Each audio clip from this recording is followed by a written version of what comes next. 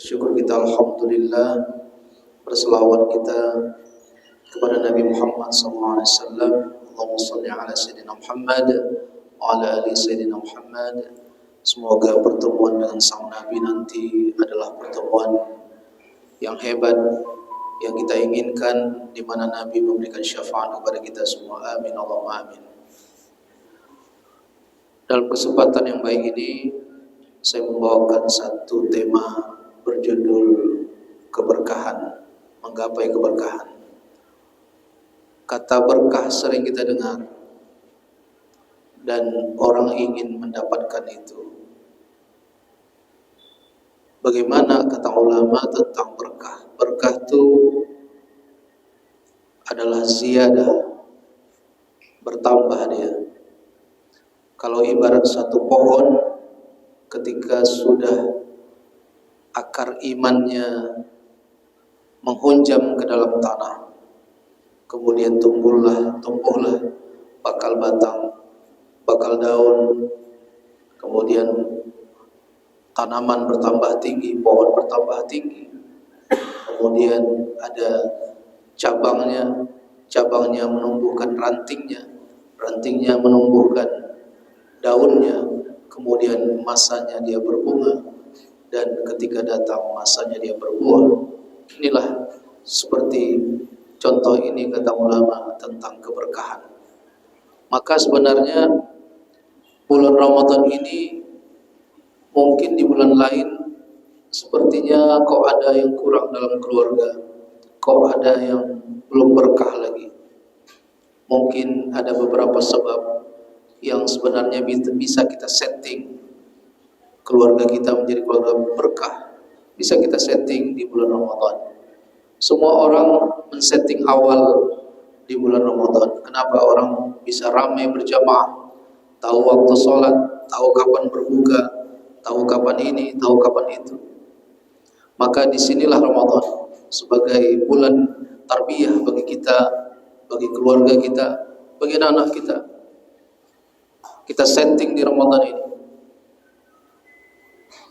Berkaitan dengan judul yang saya bawakan adalah keberkahan, maka kita setting keberkahan menurut versi Nabi Muhammad SAW. Mungkin hal-halnya kecil, tapi kalau kita biasakan insya Allah. Walaupun ada juga yang mungkin rada-rada berat, tapi insya Allah kalau orang yang hadir di bulan Ramadan ini tarbiyahnya luar biasa. Maka kita setting yang pertama, mungkin di bulan lain tak dapat kita. Sang ayah makan di luar, istrinya atau istrinya makan di rumah, suaminya makan di kantor atau di mana dekat kantor dan sebagainya, rumah makan. Anaknya pun pulang sekolah ke rumah, tapi mungkin ada kamar dia nonton sambil nonton TV, dia makan. Tak ada kumpul. Maka yang pertama menggapai keberkahan itu kita setting makan berjamaah. Sepertinya biasa saja, tapi disitulah awal keberkahan. Makan berjamaah. Makan berjamaah ini diperintahkan Nabi Muhammad SAW. Kata Nabi SAW dan dalam kitab Sunan Abu Dawud, fajtami'u ala ta'amikum wa dzkuru ismallah yubarak lakum fi. Dan makanlah berjamaah. Wa dzkuru ismallah, sebutlah nama Allah. Minimal samillah, bismillah. Yubarak lakum fi, maka kalian akan diberkahi Allah Subhanahu wa taala. Maka setting yang pertama ini, bagaimana kita duduk berkumpul dengan keluarga, makan berjamaah untuk berbuka puasa. Alhamdulillah sudah berapa hari kita berbuka puasa, maka kita setting bagaimana kita bisa berkumpul dengan keluarga, anak kita, istri kita. Di situ mungkin sebelum datang beduk maghrib, azan maghrib, kita bisa tarbiyah sama keluarga kita. Atau minimal kalau saya 15 menit saya suruh diam semua, HP matikan, kemudian TV matikan, HP silent kalau perlu hidup. Berkumpul keluarga ngapain? Zikir, doa. Kalau perlu doa sambil nangis-nangis. Karena orang yang berbuka, Orang yang puasa sampai dia berbuka, doanya makbul, dijabah Allah Subhanahu wa taala. Maka kita setting makan berjamaah.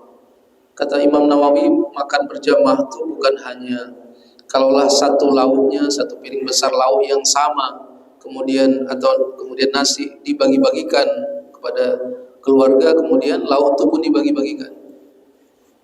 Yang pertama makan sunnah. Yang kedua, misalnya keluarga kita pergi ke restoran atau warung makan berbuka misalnya, duduk bersama keluarga, pesannya si anak pesan mie ayam, si ayah pesan ini, si mama pesan ini, istri pesan ini.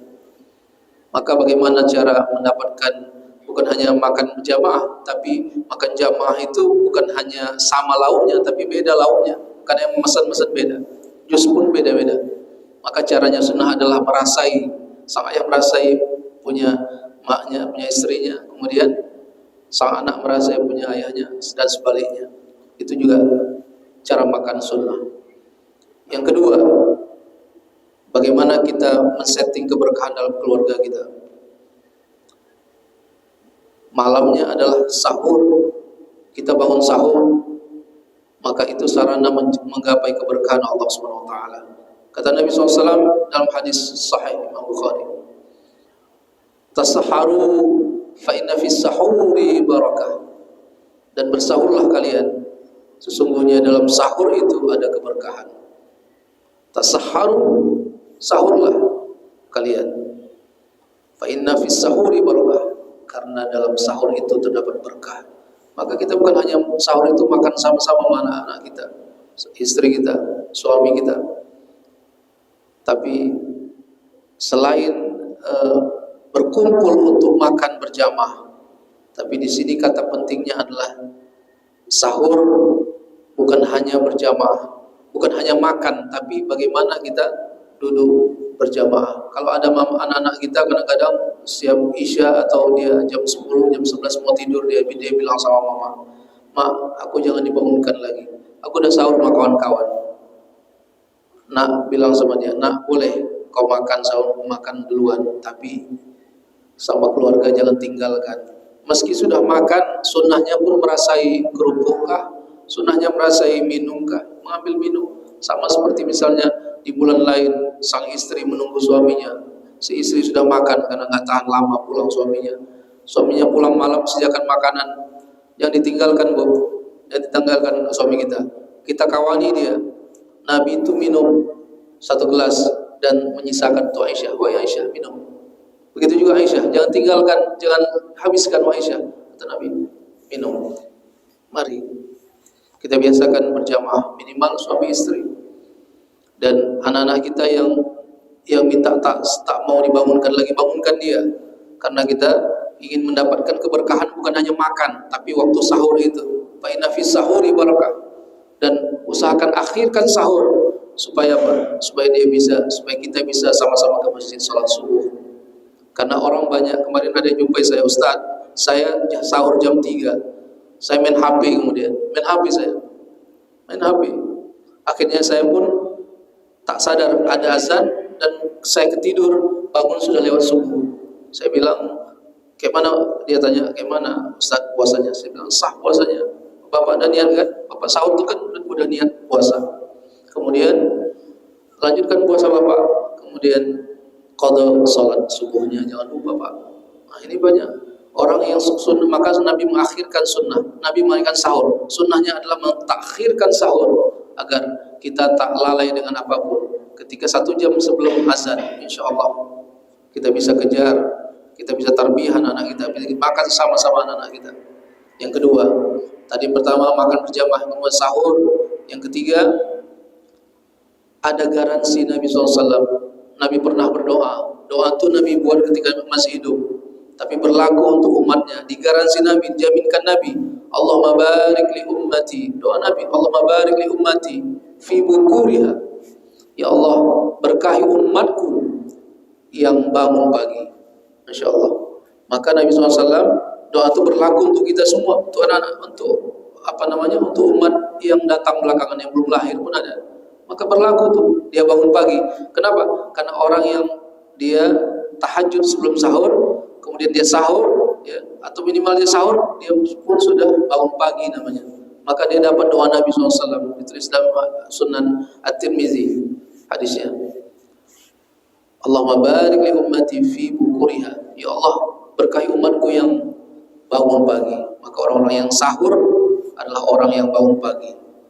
Yang keempat, yang terakhir, ketika kita sudah mentakhirkan sahur, maka datang azan subuh, ajaran anak-anak kita salat subuh.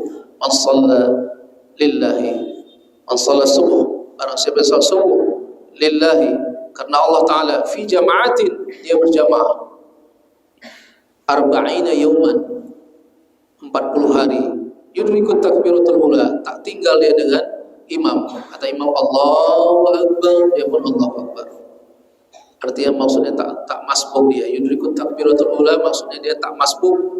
Apa yang dia dapat? Kutibat lahu bara'atan, dia dapat 2 jaminan, dibebaskan. Bara'atum minan nar, dibebaskan dari neraka. Kemudian yang kedua, bara'atum minan nifaq, dia dibebaskan dari nifaq. Nifaq ini banyak, bukan hanya munafik. Bersihkan orang sholat subuh itu, bersihkan diri dari nifaq, munafik, sifat-sifat buruk. Kemudian nifaq ini luas, neraka dunia pun nifaq, neraka dunia pun nifaq. Kesusahan dunia tak selesai-selesai, itu nifaq juga. Allah berikan kesusahan pasti kepada kita semua. Sampai kapan? Sampai kita mati nanti. Setiap orang ada ujiannya, setiap orang ada masalahnya, tapi selesai. Ujian 1 selesai, 2 selesai, 3 selesai. Tapi ini nifaq ini dia ujian terus, tak selesai. Dia tak ada bisa lepas daripada itu. Na'udzubillah summa na'udzubillah. Maka 4 ini bisa kita setting. Pertama, makanlah berjamaah. Kemudian sahur, kita berjamaah juga. Di waktu sahur, memang untuk sahur. Kemudian yang mendapat berkah lagi, bangun pagi. Orang sahur pasti bangun pagi. Doa Nabi sudah dijamin, sudah digaransi. Sampai kapan umat kita, umat Nabi Muhammad SAW itu ada. Kemudian yang keempat adalah berjamaah subuh 40 hari. Kapan settingnya? Tentunya lebih mudah setelah makan sahur, mengajak anak-anak, sudah bersihkan sikat gigi dan sebagainya, ajak anak-anak ke masjid. 40 hari, settingnya di bulan Ramadan, 30 hari dapat atau 29 hari Ramadan, sambung Syawal, insyaAllah. 4 ini adalah menjadi jalan keberkahan bagi keluarga kita semua. Mudah-mudahan itu yang bisa saya sampaikan. Al-afu minkum. Subhanallah bihamdi, subhanallah bihamdika, asyhadu an la ilaha illa anta, astaghfiruka wa atubu ilaik. Assalamualaikum warahmatullahi wabarakatuh.